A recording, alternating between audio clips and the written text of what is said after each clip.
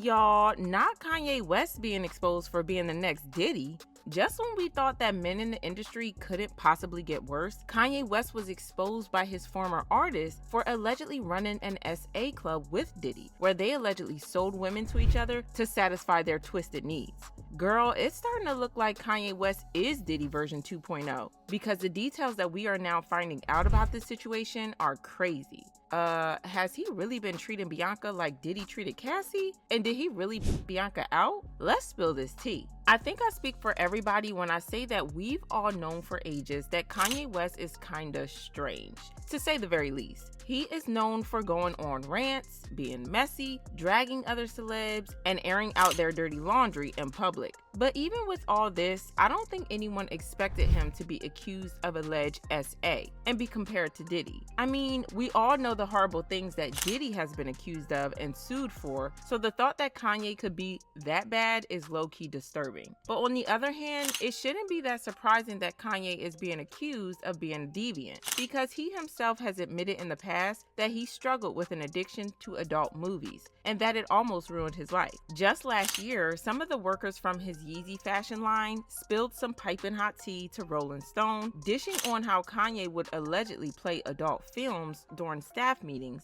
and even dropped an intimate photo of his then wife Kim Kardashian during job interviews. That's disturbing, but it got even more disturbing when he was sued by his former assistant, Lauren Pichata. She claimed that Kanye allegedly acted all sorts of inappropriately toward her when she worked for him. She claimed that Kanye hired her to work on his Yeezy fashion line, but after a couple of months, he decided to hire her as his personal assistant, paying her $1 million a year. This kind of suggests that Kanye had an ulterior motive, because personal assistants do not make anywhere close to $1 million. I mean, Kim Kardashian paid her former assistant, Stephanie Shepard, $65,000, and she fired Stephanie when she asked for more pay. So Kanye paying Lauren $1 million was low-key sus. At the time, Lauren had an OF account, and along the line, Kanye asked her to shut it down, offering her another $1 million, which she took because, duh, that's a lot of money. According to reports, Lauren was primarily supporting herself via an OnlyFans profile in 2021 when she met West. She says he hired her to work on the first season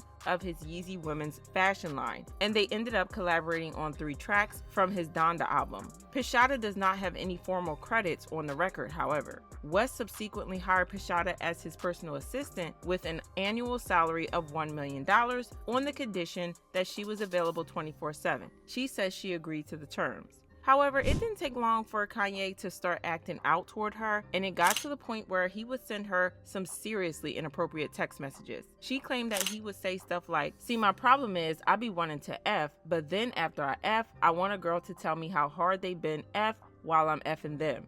Then I want her to cheat on me." He would apparently go on to describe his intimate fantasies with vulgar language. Another time she claimed that he texted her saying, "Is my D racist? It is. This effing racist D of mine. I'm going to this D for being effing racist. I'm going to stare at pictures of white women with black behinds and the ish out of my the ish out of this big black sea." The crazy part about this is that fans believe that this is something that Kanye would say because, well, he's Kanye. She claimed that Kanye then promoted her to be his chief of staff with a jaw-dropping $4 million salary. Yet just like that, he fired her in October 2022 and promised her a $3 million severance package that he never paid her. So in Lauren's lawsuit, she slapped Kanye with a lawsuit for wrongful termination, SH, breach of contract, and creating a toxic work environment. We thought that this was going to be the last of it because honestly it was messed up enough. But another woman just came forward to back up Lauren's claim. The new woman, Nike Heaton, was friends with Lauren back in the day, and she claimed that Kanye and Diddy allegedly came dangerously close to SAing her. See, Nike is a singer who blew up a little bit a few years ago, and she was told that Kanye wanted to work with her. She was understandably excited because Kanye was a big star, and she thought that she was getting her big break. However, when she got there with her manager, she claimed that Diddy was there in the studio along with 9 other girls, and this should have been the first red flag. She then claimed that she and her manager were given alcohol that was spiked. Again, this isn't surprising because Diddy has been exposed so many times for allegedly spiking drinks and people. Y'all, Nike had a lot to say about this, and it's shocking. I didn't know what to do, but I knew that there was something wrong, basically. And I was standing there pretending to sip this drink, and my manager was sitting across from me. And I see her across the room holding her drink. And it was weird because I noticed as I was standing there just kind of just like wondering what's going on, Diddy kept looking at me and Kanye kept looking at Lauren, and like they were exchanging glances. And I'm like, they're like watching me strangely. And I'm like, okay, let me pretend to drink. And like, I'm not actually doing it. And like that seemed to like make them happy, like me like pretending to like join in. And immediately I'm like, there's something in this drink. There's something in this drink. And I didn't know what to do. And I like, my manager was like across the room, but like close enough, but like not next to me. So I couldn't like whisper to her, but I wanted to tell her, I'm like, hey, don't fucking drink this. There's something wrong with this. But I couldn't. So I reach for my phone and I start to type, and Kanye takes the phone out of my hands and he's like, who are you texting? Like, you don't need to text anyone. Like, we're having a party. And I was like, okay. And he like puts it on one of the speakers. And I'm like, now what do I do? Like, I don't know what to do. And I see my manager take a sip, and I'm like, and then I see her take another sip, 2 sips out of this little vodka cranberry cup. And I'm like, oh, what do I do? 2 sips, and I watch her face flush. And all of a sudden, like I look over and she's speaking really loud and like making jokes. And I'm like, whoa, like this isn't her. Like she doesn't make jokes. She's terrified of people. Like she doesn't even talk. And I was like, it's already hitting her. Like 100%, I just knew that the drinks were all laced with something. And she starts like almost being like belligerent a little bit, but not in like a crazy way, just like really enjoying herself. And I'm like, that's not her. That's not her. She doesn't even want to be here. Like, this is weird. And all of a sudden she like dismisses the studio host. Like she's like, you can leave. And I'm like, oh my God, like what's going on? And the girls file out. They go to like a different studio, or they go somewhere. And I realize that I'm in this studio. The music's low, the lights are dim, but you can still like see everything. And I realize that I'm in the studio with Diddy and Kanye, and they're both off their shit. And there's 3 other men, an executive that works with Kanye, his engineer, and his cousin, and me, alone. And I'm like, oh, okay. And I haven't started freaking out yet. Like, I know what the situation is. I know, like, I know this is a bad place to be in, but I don't really feel scared yet, you know? Like, cause I'm like, there's other people around. There's other men around, and I know them. Like, I've known them for a while. Like, nothing bad's gonna happen. Kanye and Diddy have realized that I'm the only girl in the room. And they're like out of their minds. And they start coming towards me, and they're like, don't you want to take your clothes off? Like, it's so hot in here. And I'm like, no, fine. I'm fine like this. And they're like, come on, like, it's just us. Like, we're all just friends. Like, let us just, like, see, like, how you look. And I'm like, okay, I'm fine. And, like, I still haven't gotten scared yet, you know? Like, I'm still, like, this is a bad situation. I'm creeped out, but, like, there's no reason to panic. There's other men here. And they're coming towards me more, and they're trying to, like, take my clothes off. And I'm like, at that point where I'm like, this is not good, but I'm, like, still trying to, like, play it off. Just, like, stop, you guys are stupid, like, get out of here, like, don't touch me. So they start trying, like, they're like pawing at me, like they're both drunk, probably on something else, and I start to get a little bit apprehensive because I'm pretty much like backed up against the wall. Like, there's only one exit, and I'm pressed up against this door, and I'm still not completely terrified yet, but I'm like, you guys stop, like, stop. And they're getting to the point where they have like ripped my shirt off.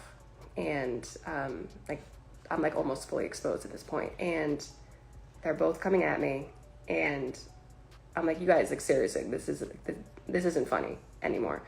And I look to my left where his executive is. Like, we know him pretty well. Like, we've been around him a lot.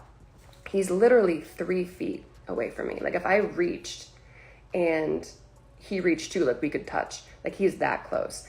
And I look and I'm like, hey, like I give that look where I'm just like, come on, like step in, like this isn't cool, like you're a grown man, like you're like 50 years old, I know you have a family, like you know this isn't right, like do something. And this is the part that for as long as I live, I will never forget. It isn't actually the aspect of being sad. That's not what haunts me. It's this. As these two grown men were pawing at me, trying to take my clothes off, I look over to this man asking for help, and I literally mouth the word help. And he looks away. I'm like, okay, there's still two more men in the room. And I look to his engineer next, who's sitting right next to him. And I know that he's married and he just had a little baby girl. And I'm like, okay, he's gonna do something. And I look at him next and I'm like, okay, like do something, say something, do anything. And he looks down at his phone and starts texting. And then I was like, oh. I look at Kanye's cousin next and I'm like, do something, you know, like do something. And he spins his chair around. And that's when that like gut-wrenching fear set in. And I was like, oh, no one's saving me tonight. No one's gonna do anything. And that's when I was truly scared. At this point, they had ripped my shirt off and they were trying to get my pants off. And I realized that I was completely alone. And I closed my eyes for a second. And I was like, God help me. What do I do? And as my eyes were closed, this is gonna sound weird because I bet a lot of you are wondering, like, how did you get out of this situation? My eyes were closed and I prayed and I said, God help me, what do I do? And it was like clear as day. I heard this in my head and it didn't make any sense. I heard, go towards them. And I was like, oh, great. The one time I asked God for help, Satan answers, because why the would I go towards these two predators who are me? Like, why would I do that? And then all of a sudden it clicked. My back was up against the glass wall. I could not go any further back. That was the only exit. He said, go towards them. They were already drunk off their shit. So I lunged forward. I stepped forward.